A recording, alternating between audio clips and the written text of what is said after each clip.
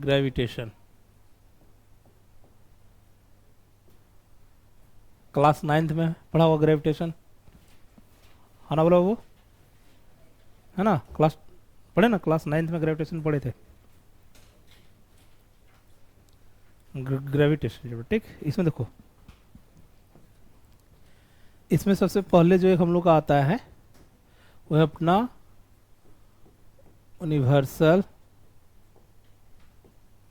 Law of gravitation. Universal law of gravitation, universal of gravitation क्या है, ठीक। Universal of gravitation क्या है, तो यूनिवर्सल लॉ ऑफ ग्रेविटेशन में ये बताया गया था कि कोई भी अपना जो इंट्रास्टेलर है, जो भी मेरा स्पेस है या कहीं पे भी, अगर कोई भी दो मासेस है, मास पॉइंट मासेस हो सकता है, पूरा का पूरा सिस्टम हो सकता है ना, लार्ज मास हो सकता है, मास का सिस्टम हो सकता है, बोला कि जितने भी मासेस है, कोई भी अगर मासिव बॉडी है, ये दोनों के बीच में कोई भी दो मासिव बॉडी लेते हैं, दोनों के बीच में क्या लगता है, एक फोर्स लगता है। कैसा फोर्स है, अट्रैक्शन वाला फोर्स लगेगा, अट्रैक्टिव फोर्स लगेगा दोनों के बीच में। कोई दिक्कत क्या ना, कि अगर कोई भी मेरे स्पेस में, ठीक, या हम लोग इस यूनिवर्स में कहीं पे भी अगर दो बॉडी है जिसके पास मास है, तो दोनों के बीच में एक अट्रैक्टिव फोर्स लगेगा। क्या लगेगा, अट्रैक्टिव फोर्स, ठीक। तो हम लोग इसमें क्या लिख सकते हैं बाबू, इसमें लिख सकते हैं, ये लिख सकते हैं, it a state that, it a state that, ठीक है, it a state that in a space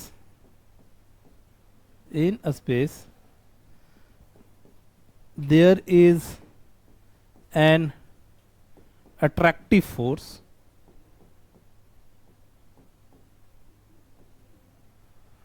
between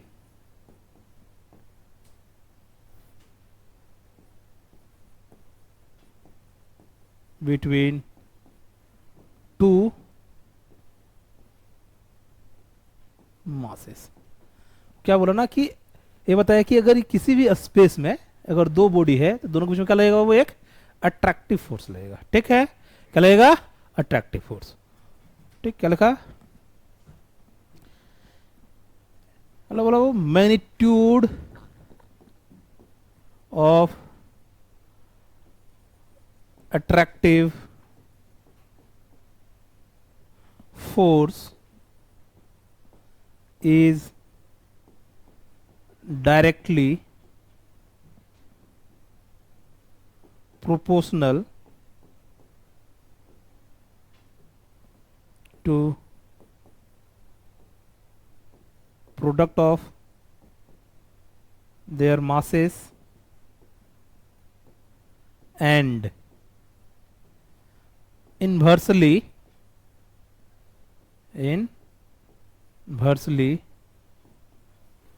proportional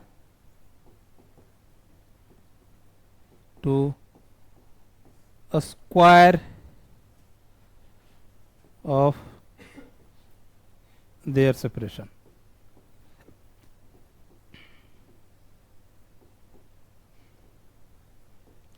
चलो, कि अगर हम लोग बात करेंगे, बोला कि दो बॉडी है, कौन कौन सा बॉडी, एग्जांपल लेते हैं ना, इसे बोल क्या बोला, लेट, एक बॉडी ले लिए M1, दूसरा बॉडी ले लिए M2, दोनों का बीच का सेपरेशन ले लिए R, दोनों का सेपरेशन कितना है, R। हम बोला कि देखो दोनों बॉडी कहाँ है, M1 M2 कहाँ पे मान लेते हैं, इन स्पेस है, कहाँ पे, इन स्पेस में। कोई दिक्कत, अगर हम बोले कि अगर दो मासेस स्पेस में है, तो दोनों के बीच में क्या लगेगा, अट्रैक्टिव फोर्स। क्या लगेगा, अट्रैक्टिव फोर्स, मतलब ये इधर की ओर अट्रैक्ट करेगा, ये इधर की ओर अट्रैक्ट करेगा, मतलब अट्रैक्टिव फोर्स है, ठीक है। बाद में लोग प्रूव कर देंगे दोनों फोर्स बराबर हो भी होता है, ठीक, दोनों इक्विवेलेंट क्या है, अपोजिट। ये दोनों मान लो फोर्स है, तो बोला ना कि जो ये दोनों के बीच में जो ग्रेविटेशनल फोर्स जो लग रहा है, ये जो फोर्स है, ये फोर्स बताया कि जो फोर्स है वो directly proportional to product of their masses है, एंड इनवर्सली प्रोपोर्शनल टू, क्या बताया बाबू, दोनों के सेपरेशन का स्क्वायर, ठीक। क्या directly proportional to product of their masses and inversely proportional to square of their separation. इसको हम लोग इक्वेशन नंबर 1 कर दो, इक्वेशन नंबर 2 कर दो। क्या लिखेंगे? कंबाइनिंग इक्वेशन, इक्वेशन 1 एंड 2 दोनों को अगर कंबाइंड करेंगे, दोनों को कंबाइंड करेंगे तो क्या हो जाएगा? दोनों को कंबाइंड करेंगे लिख सकते हो, देखो तो लिख सकते sir F is directly proportional to m1 m2 divided by R square. कर सकते हैं? हाँ ना बोलो, कर सकते हैं? क्या लिख सकते हो? वो m1 m2 divided by R square. कोई आपत्ति? देखो यहां से इसको हटाएंगे प्रोपोर्शनल साइन को, तो एक कांस्टेंट आता है जिसको हम लोग जी से डिनोट करते हैं, कैपिटल जी। ये हो गया m1, हो गया m2, ये हो गया आर स्क्वायर, ये आर स्क्वायर।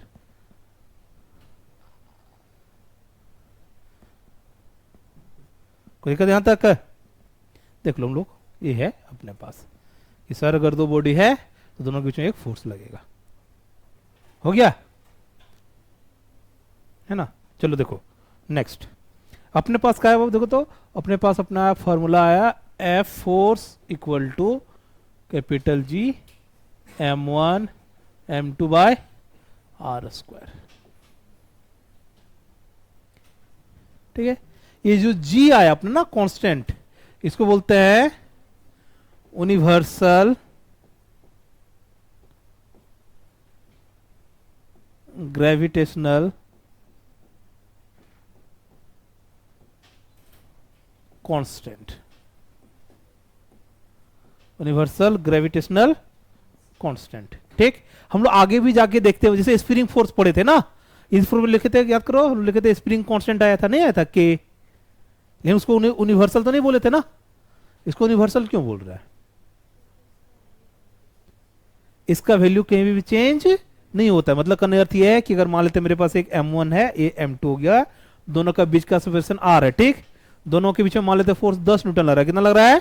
10 न्यूटन। यहां पे 10 न्यूटन लग रहा है। अगर इसको लोग पानी में डुबो दे तब ये दोनों के बीच में फोर्स कितना लगेगा? 10 न्यूटन। अगर दोनों को हम लोग केरोसिन तेल में लेकर के चल जाए तभी कितना लगेगा? 10 न्यूटन। मतलब कहीं पे भी लेके चल जाए, अगर हम मासेस और इसका बीच का सेपरेशन को चेंज नहीं करते हैं तो फोर्स में कोई चेंजेस नहीं आएगा। मतलब ये मीडियम पे डिपेंड नहीं कर रहा है, इसलिए क्या बोल रहे हैं इसको? Universal gravitational constant. इसका वैल्यू किसी को पता है? क्या था वो? इसका वैल्यू होता है, जी का वैल्यू निकालेंगे तो होता है 6.67 into 10 to the power minus 11। Unit बता सकते हो? वैल्यू निकाल सकते हो? इसका होगा, देखो जी का चाहिए ना, तो इधर जी को बाकी उठा के इधर ले जाते ना। नहीं समझ में? देखो यहां से दिखाता, देखो ये जी है ना, यहां से देखो बाबू, ये जी अगर निकालना चाहें, जी का वैल्यू कितना आ जाएगा? आएगा F R square m1 m2 आएगा। अब बोले हम लोग जी का जो वैल्यू है वो आता है 6.67 into 10 to the power minus 11। ठीक, और देखो फोर्स को तो हम लोग न्यूटन से डिनोट कर देते हैं, आर स्क्वायर को किसे दिखाएंगे? मीटर स्क्वायर से हो जाएगा। और क्या है? m1 m2 मतलब एक तो मास है ना, केजी हो जाएगा। दो मास है, कितना हो जाएगा? केजी का स्क्वायर। ठीक, ये इसका एसआई यूनिट है। क्या है ये? मेरा एसआई यूनिट है। मतलब जी का वैल्यू हम लोग कितना पुट कर सकते? 6.67 into 10 to the power minus 11 newton metre square पर केजी स्क्वायर। ठीक, यहां से देखो ये एसआई में है। अगर इसी का पूछा जाके बताओ इन सीजीएस सिस्टम में पूछ दिया, क्या पूछा? In CGS gram E centimetre gram and second में, तो क्या करेंगे? देखो तो जी का जी लिखेंगे वो, देखो कुछ नहीं करेंगे, देखो 6.67 लिखेंगे into 10 to the power minus 11 हो गया। न्यूटन को अगर हम लोग डाइन में कन्वर्ट करना चाहते कितना लिख सकते हैं? 10 टू द पावर 5 डाइन होता है ना, हाँ ना बोलो। मीटर स्क्वायर को अगर हम लोग करेंगे सेंटीमीटर में, किस में करेंगे वो? सेंटीमीटर में। कितना लिख सकते हैं? 10 का पावर कितना लिखेंगे? 2 सेंटीमीटर का स्क्वायर हो जाएगा, हाँ ना बोलो। और केजी को लिखेंगे ग्राम में, कितना लिखेंगे? 1000 ग्राम का स्क्वायर कर, ये ना करेंगे? करके देखो, कुछ ना कुछ तो आएगा ही, नहीं आएगा? कितना होगा देखो तो, इसको सॉल्व करेंगे तो हो जाएगा 6.67 इंटू 10⁻⁻11 होगा 10⁻5। इसको करेंगे ना 10⁻4, उसको करेंगे कितना हो जाएगा जी 10⁻6 हो जाएगा ना, 3 होता तो 6, ये हो जाएगा 9 सेंटीमीटर स्क्वायर पर ग्राम का स्क्वायर। काट देखो तो 6 है, यहाँ 4 है, बचेगा कितना 2, 2 चलेगा कितना हो जाएगा 3, 3 से इसको कम कर दें कितना बचेगा 6.67 इंटू 10⁻⁻8 हो जाएगा ना, बचेगा देख लो कितना हो जाएगा 8 बचेगा, वो 9 सेंटीमीटर स्क्वायर पर ग्राम स्क्वायर, ये हो जाएगा इसका यूनिट। लिख सकते हैं। चलो एक इसमें और क्या पूछा जा सकता है बाबू क्वेश्चन हम लोग से, डायमेंशन। क्या पूछा जाएगा डायमेंशन, डायमेंशन ऑफ जी पूछा जाता है। डायमेंशन ऑफ जी नीट वाला लोग के लिए तो ज्यादा फेवरेट होता जा रहा है डायमेंशन का क्वेश्चन पूछना। हर साल 2 3 मिनिमम 2, बहुत अगर हो गया तो एक तो पूछेगा ही पूछेगा। ठीक कितना का वो डायमेंशन ऑफ जी, जी का डायमेंशन कितना लिख सकते हैं वो देखो, तो जी का डायमेंशन लिखना है ना, जी का डायमेंशन देखो न्यूटन का क्या लिखते हैं डायमेंशन, न्यूटन का डायमेंशन क्या होता है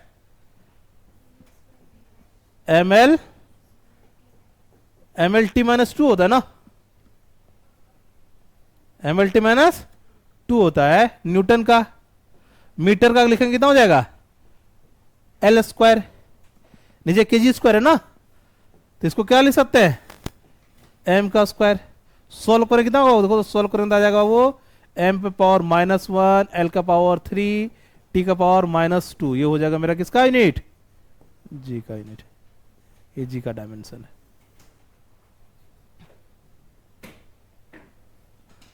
कि सर अगर अपने पास 2 मासेस है तो ये अपना फोर्स लगने वाला है। यहां से हम लोग जी के बारे में बताएं कि जी क्या है, जी का वैल्यू यहां से निकाला जा सकता है। ठीक निकाल सकते हैं, यहां से जी का वैल्यू निकाला जा सकता है। यहां से इन सीजीएस के टर्म में ये लिखेंगे, एसआई यूनिट के टर्म में ये लिखाएगा, और इसका क्या है ये डायमेंशन है। ये हम सीधा भी लिख सकते थे लेकिन हम लोग को आना चाहिए, इसे ये पता चलता है कि सर हम लोग को न्यूटन का भी डायमेंशन पता है ना, तो प्रैक्टिस होता रहेगा तो अच्छा लगेगा। इसी का लिखते हैं इन वेक्टर फॉर्म, क्या लिखा वो इन वेक्टर फॉर्म, इन वेक्टर फॉर्म में देखते हैं ना यूनिवर्सल लॉ। ये तो लोग स्केलर में देखें क्या करते हैं, लेते हैं लेट 2 masses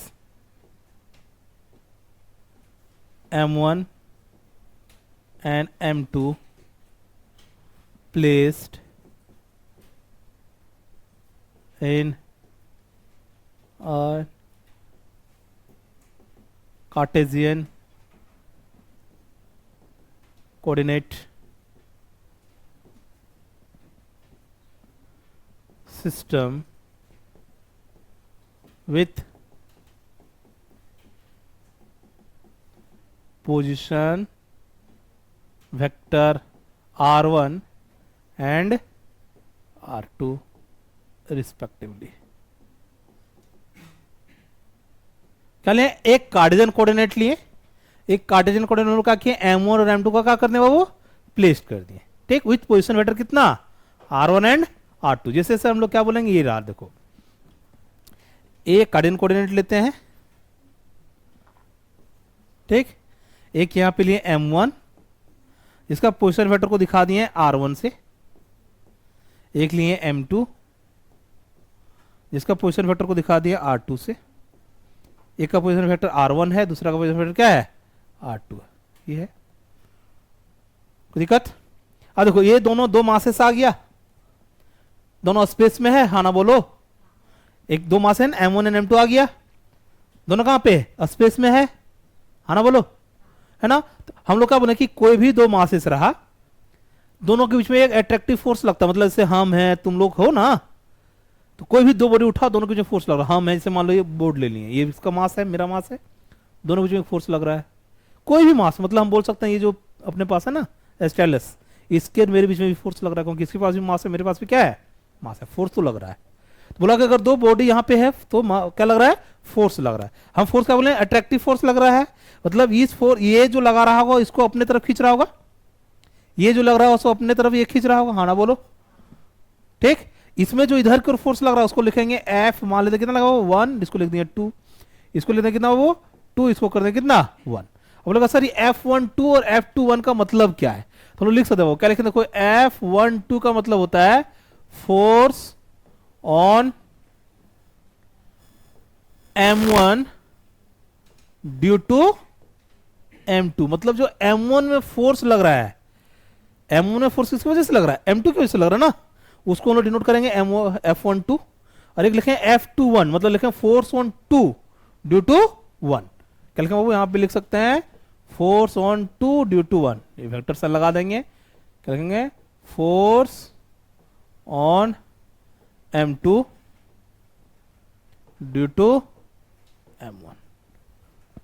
कोई दिक्कत नहीं ना, चलो दोनों का बीच का सेपरेशन कुछ लेंगे यहां से इधर की ओर। ठीक, सबसे पहले हम लोग निकालते हैं, कौन सा निकालेंगे बाबू, ये F12, force on 1 due to 2, ये दोनों के बीच में लगाना है ना, ये फोर्स निकालना है। ये फोर्स के लिए हम लोग क्या चाहिए, सबसे पहला क्या है अपने पास कि सर जी तो आएगा, ये है ना, ये क्या है, ये है force on M1 due to M2। क्या लिख सकते बाबू कि ये जो फोर्स है सर आएगा, इसमें लोग पहला तो जी तो आना ही है, साथ में क्या बोले थे, दोनों मास का प्रोडक्ट होना चाहिए, दोनों मास का प्रोडक्ट ले लेंगे, ये हो जाएगा M1, इसको ले लेंगे कितना M2, बीच का सेपरेशन, बीच का क्या लेना है सेशन, बीच का सेपरेशन कैसे लेंगे सर, ये लगा रहे हैं ना इधर की तरफ, अपने तरफ खींच रहा है, इधर खींच रहा है अपने तरफ, तो कैसे लगाएंगे F12,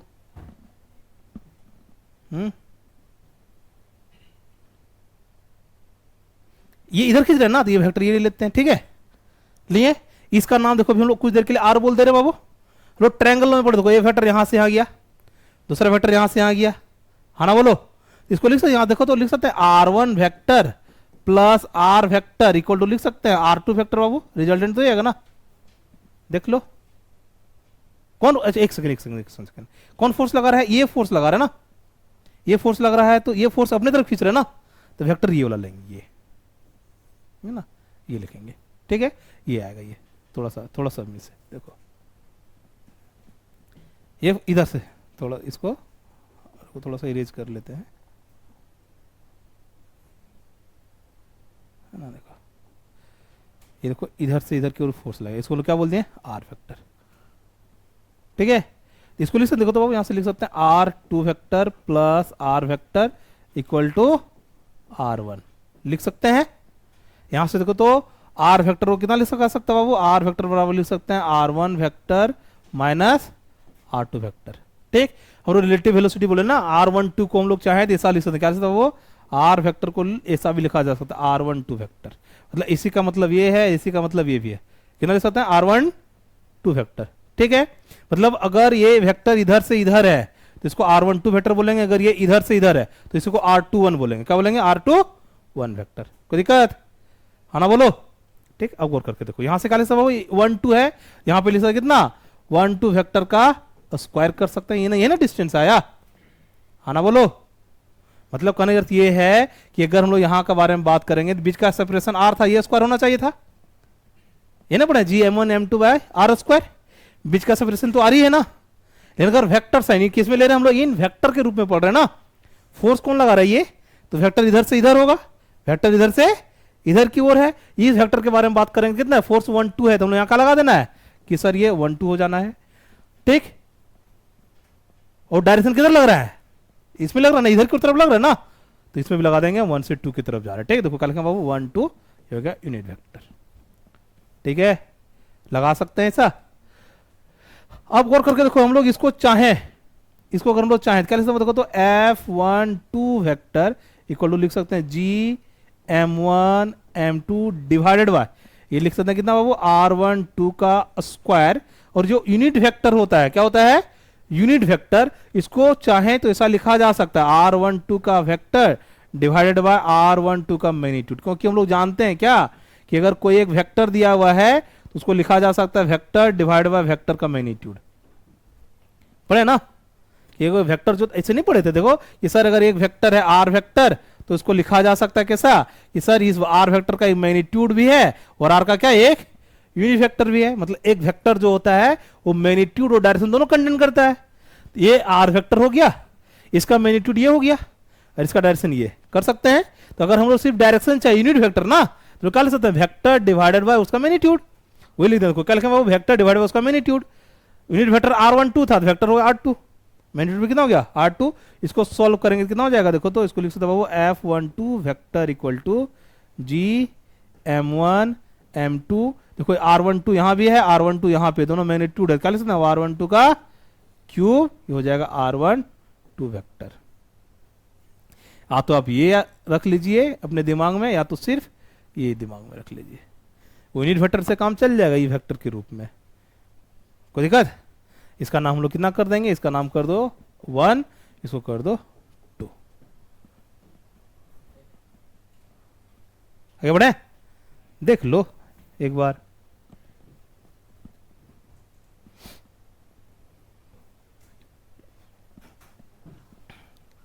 अभी इससे हम लोग का क्या था वो कि एक हम लोग लिए थे ये कार्डिनल वेक्टर ना, ये हम लोग का था m1, इसको r1 वेक्टर दिए हुए थे, एक था ये r2 वेक्टर था, ये अपने पास m2 था, इधर फोर्स लग रहा था F12, इधर फोर्स तो क्या लग रहा था F21। इस बार फोर्स ये लगाएगा, इधर क्यों लगाते थे ना, ये देखो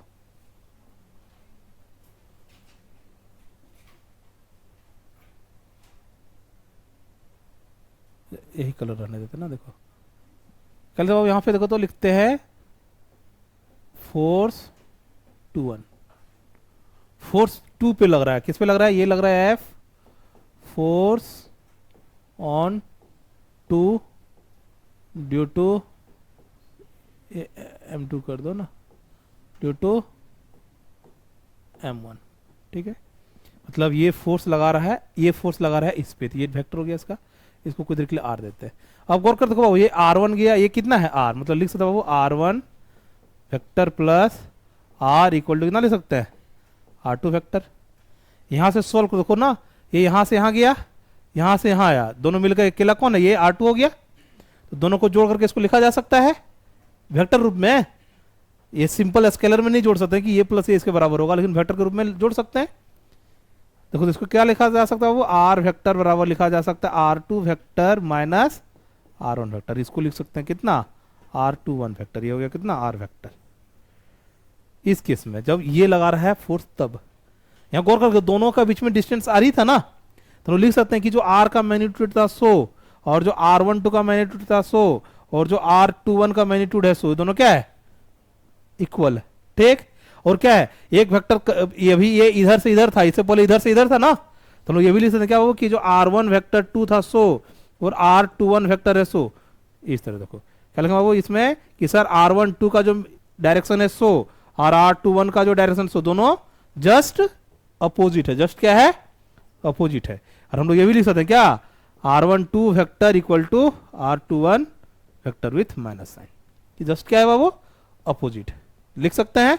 चलो अब निकालते हैं, यहाँ देखो क्या लिख सकते हैं, देखो तो F21 vector equal to G M1 M2, दोनों का बीच का डिस्टेंस कितना हो गया बाबू R का स्क्वायर। इस R की जगह पे कितना लिखा जा सकता है R21, इसको लिख देंगे R21 का यूनिट वेक्टर। सिमिलरली जो जैसा उसमें किए थे ऐसा कर देना इसमें भी, ठीक ठीक। अगर किसी को मान लेते हैं कि नहीं ये ला हम लोग इतना कर नहीं पा रहे हैं, ठीक, तो दिमाग में होगा ना सर यहाँ 2 1 है, यहाँ भी 2 1 होता है, यहाँ भी 2 1 होता है ना। देखो तो ये 2 1 2 1 2 1 लिख सकते हैं ना।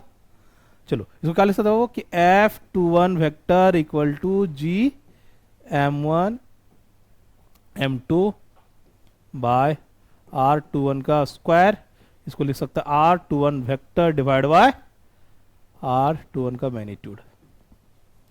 लिखा जा सकता है कि नहीं, आना बोलो, ठीक। इसको लिखेंगे कितना लिखेंगे देखो तो ये हो जाएगा F21 equal to G M1 M2 divided by R21 का क्यूब हो जाना है बाबू ये, और ये हो जाना R21 वेक्टर का ये, ठीक। ये अपने पास एक याद रखना है, अगर यूनिट वेक्टर के टर्म में याद रखना है, इसको याद रखेंगे, ये हो जाएगा अपना थर्ड, ये अपना कितना हो जाएगा fourth.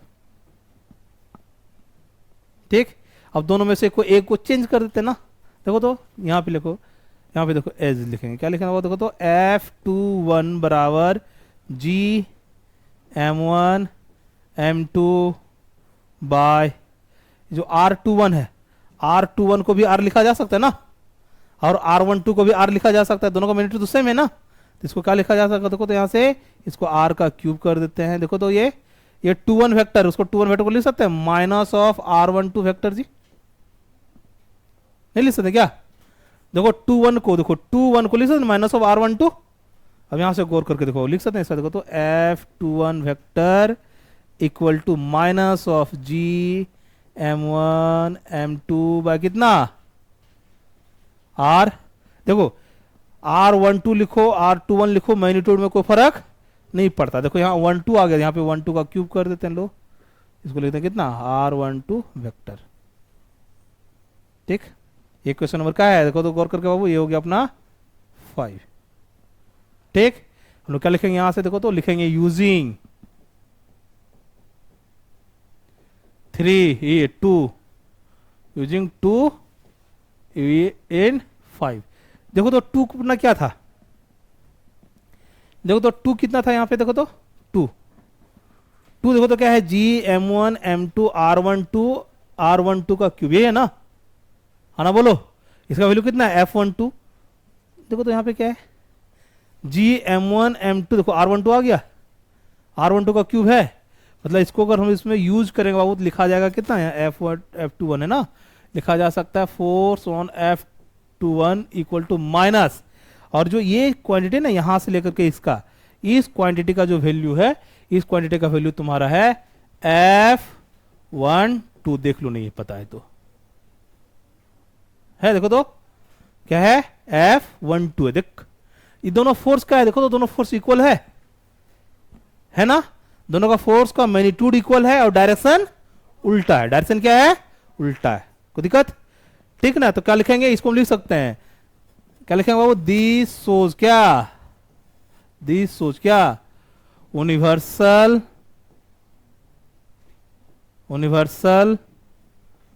Law of gravitation obey Newton's third law, Newton third law. ठीक, न्यूटन थर्ड लॉ, ठीक, न्यूटन थर्ड लॉ क्या, न्यूटन थर्ड लॉ क्या आता है, विच स्टेट क्या आता है, विच स्टेट क्या एवरी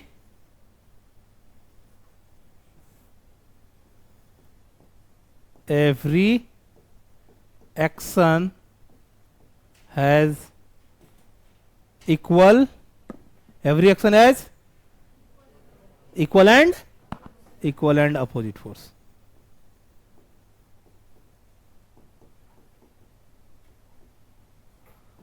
ये तो प्रूव कर दिया ना, ये ना न्यूटन थर्ड लॉ में पढ़े थे ना, F12 इक्वल टू F21, हाँ ना, बोलो पढ़े, प्रूफ हो गया। मतलब बोल सकते हैं कि यूनिवर्सल लॉ ऑफ ग्रेविटेशन जो है वो न्यूटन्स का थर्ड लॉ भी क्या करता है, वो भी करता है, कोई दिक्कत, हाँ ना, बोलो।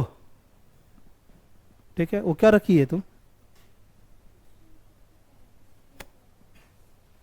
कर सकते यहां तक, देख लो।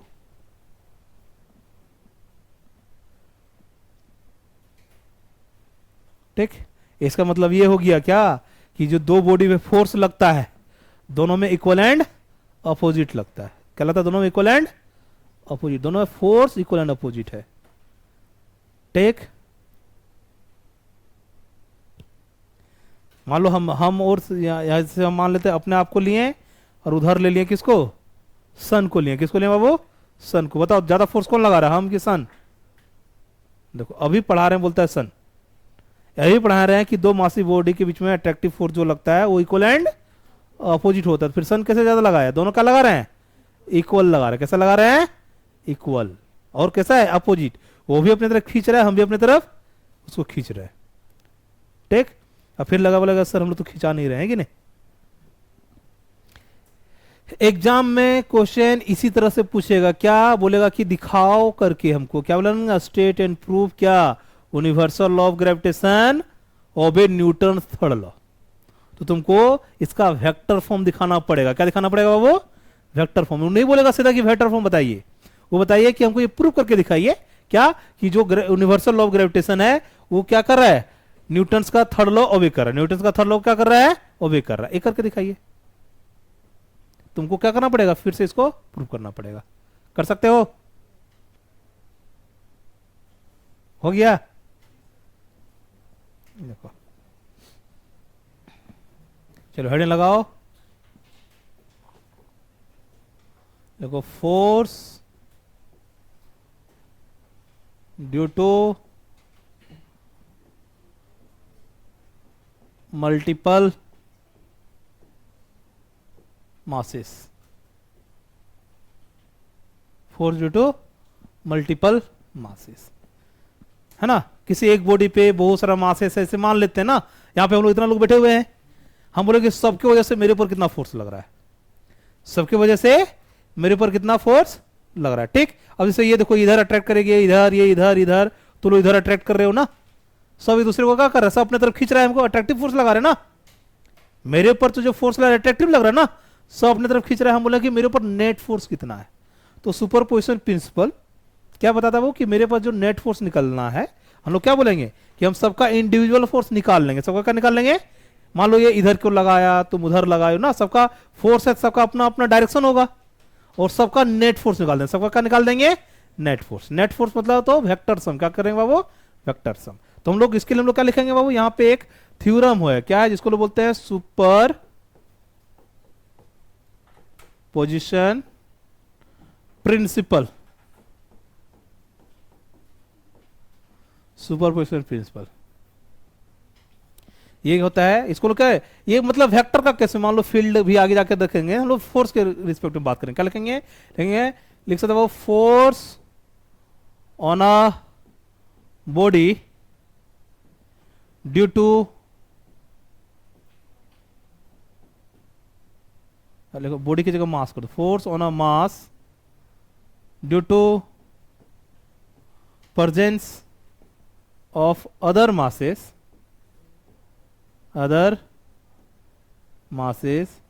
is equal to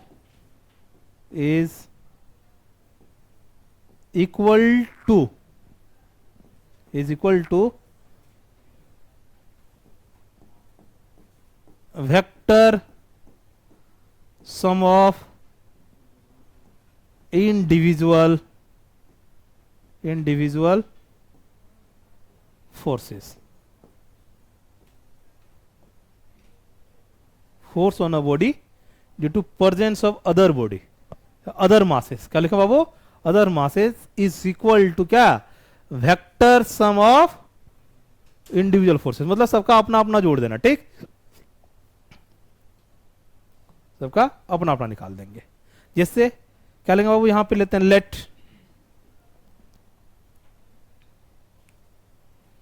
एग्जाम्पल के रूप में लेते हैं। देखो तो क्या करते हैं, let m1 m2 and m3 placed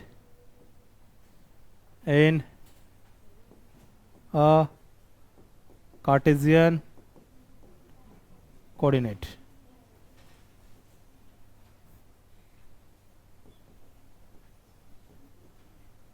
coordinate system. मान लो 3 मासेस हम लोग लिए, ठीक है, 3 मासेस। जैसे हम लोग क्या बोले कि देखिए ये ले लिए सर m0, इधर कर दिए m1, इधर कर दिए m2, इधर कर दिए m3। 3 मासेस अपने पास है, कहीं सिस्टम में रखा हुआ 3 मासेस, यही 4 मासेस। ठीक, अब हम लोग का निकालने, हमसे पूछा गया क्या है, पूछा गया find net force experienced bye, मान लो m0 बोला कि m0 कितना फोर्स फील करेगा। m0 तो घिरा हुआ है, चारों तरफ मासेस है, ये चाहेगा कि हम अपने तरफ खींच लें, ये चाहेगा अपने तरफ खींच लें, ये चाहेगा अपने तरफ खींच लें, खींचेगा। अगर M2 लगा रहा है इधर की ओर फोर्स, कौन लगा रहा है, किस पे लग रहा है बाबू, 0 पे लग रहा है, कौन लगा रहा है, 2 लगा रहा है, इसको बोलेंगे F01।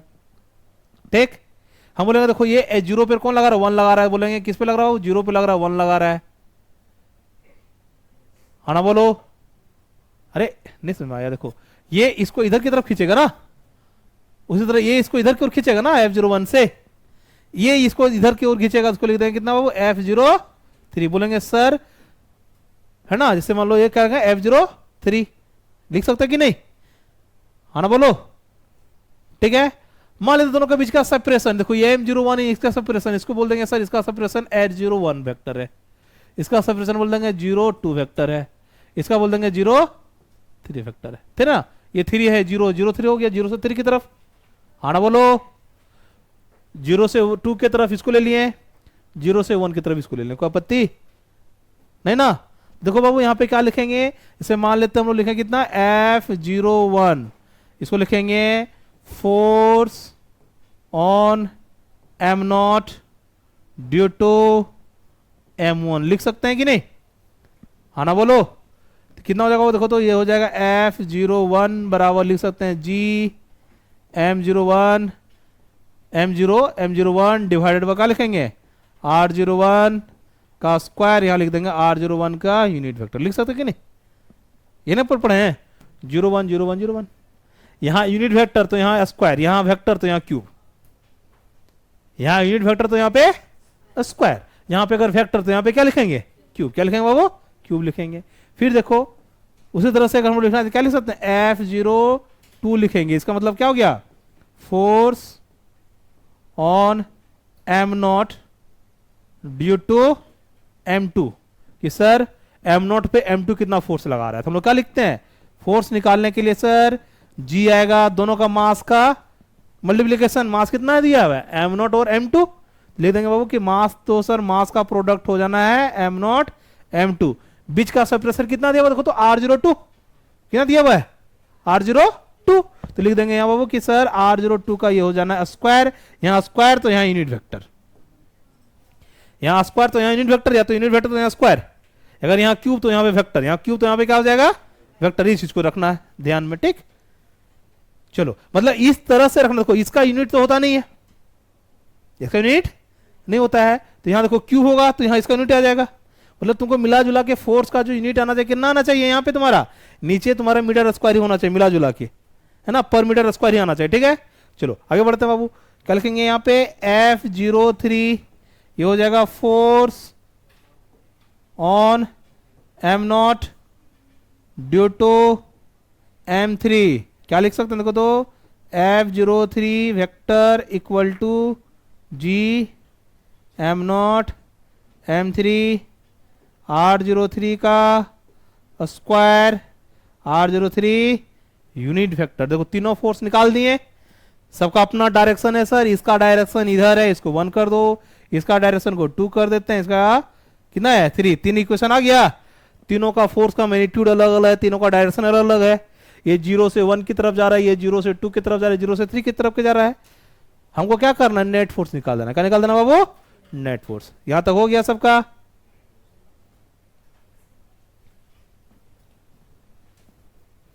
जल्दी से करो। चलो देखो क्या लिखा है बाबू, नेट फोर्स, अब देखो नाउ नेट फोर्स क्या लिखा है, यहां देखो लिखेंगे according to superposition principle, according to superposition principle, net force on M0 is equal to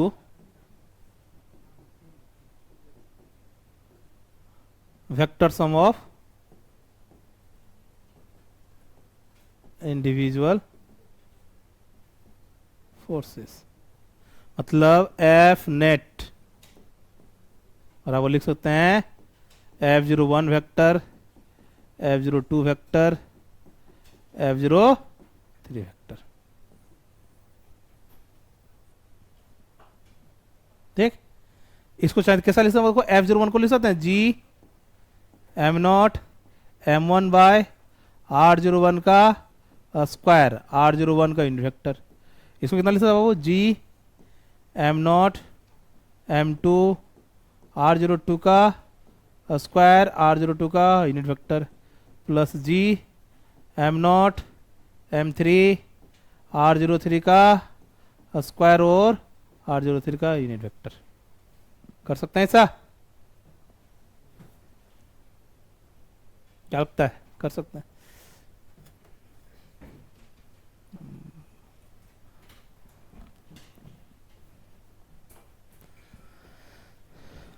देखो जो कॉमन, इसको बाहर निकाल, देखो जी एम सब में कॉमन निकाल दिए, एम नॉट कॉमन है, ठीक है।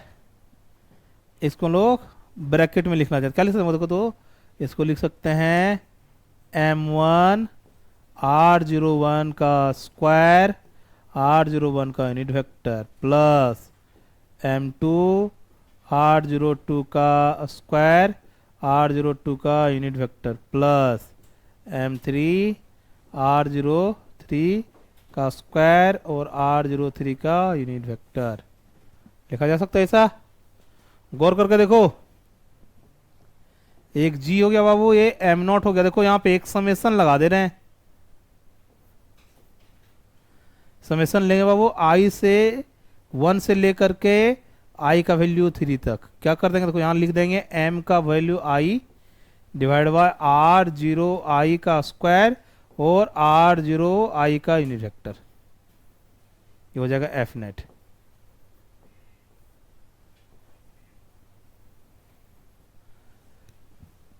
ये समझ में नहीं आया होगा, नहीं ना आया?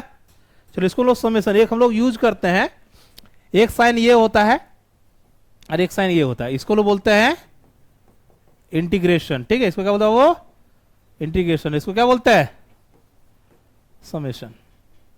दोनों का काम जोड़ना ही है, दोनों का काम क्या है, जोड़ना, ठीक। लेकिन ये जो जोड़ता है ये कंटिन्यूअस को जोड़ता है, किसको जोड़ता है वो, कंटिन्यूअस को। ये किसको जोड़ता है, डिस्क्रीट वाला को जोड़ता है। ये किसको जोड़ता है, डिस्क्रीट। मतलब अगर हम लोग इंटीग्रेशन लगाते हैं 1 से लेकर के 10 तक, तो 1 से लेकर के 10 तक में जितना नंबर है सबको जोड़ेगा। और तुम लोग के अनुसार से 1 से लेकर के 10 तक में कितना नंबर है, कितना नंबर है, इनफाइनाइट नंबर है। 1 है, 1.001 है, 002 है, बहुत सारा नंबर है ना, जितना लेगा उतना नंबर है उस सबको जोड़ के देगा।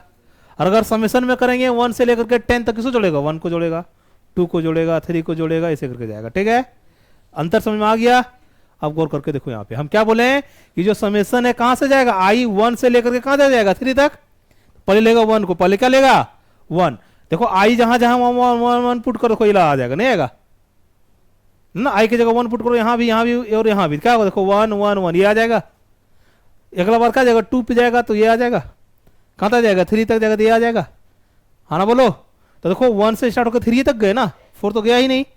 तो मतलब इसको हम लोग ऐसा लिखा जा सकता है, ऐसा लिखा जा सकता है। ये इंटीग्रेशन और डिफरेंस, ये का इंटीग्रेशन एंड समेशन में डिफरेंस है।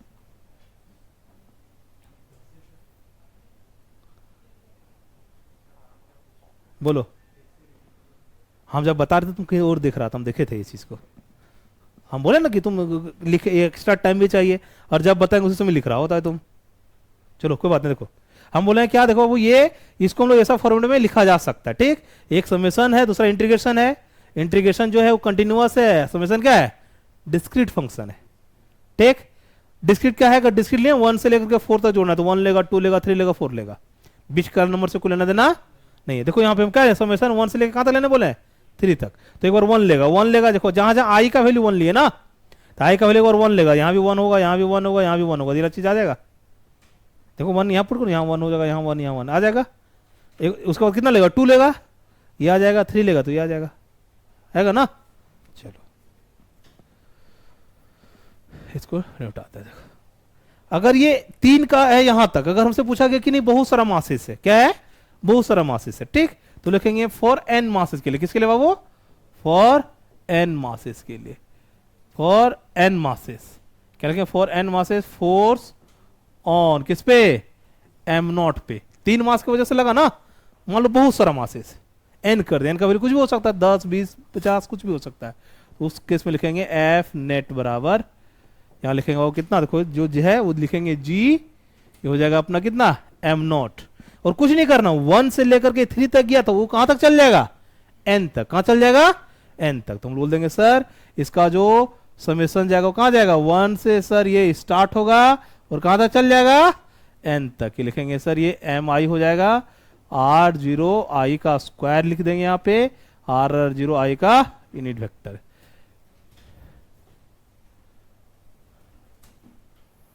ये अपना force due to multiple charges, किसकी वजह से है, मल्टीपल चार्जेस की वजह से। यहां तक किसी को आपत्ति, देख लो हम लोग 3 चीज रिपीट किए, क्या क्या किए, क्या पढ़े आज, एक पढ़े universal of gravitation, force equal to G m1 m2 by R square. जी के बारे में पढ़े कि जी जो होता है उसका यूनिट देखे हैं, उसका वैल्यू देखे हैं, उसका डायमेंशन देखें। फिर हम लोग उसका वेक्टर फॉर्म में देखें, फोर्स का क्या देखें बाबू, वेक्टर फॉर्म भी उसका देखें। और क्या देखें, सुपरपोजिशन प्रिंसिपल से ड्यू टू मतलब किसी एक पे अदर चार मासेस के प्रेजेंस में किसी एक मासेस पे कितना फोर्स लगेगा, मतलब क्या देखें, force due to multiple masses, force due to multiple masses. किसी को दिक्कत यहां तक, बोलो अभी कोई दिक्कत,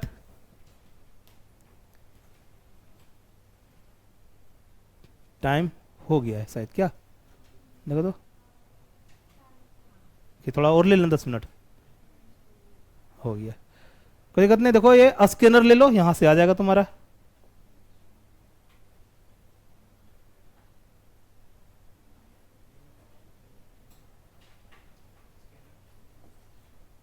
चाहिए, चलो चलो, थैंक यू।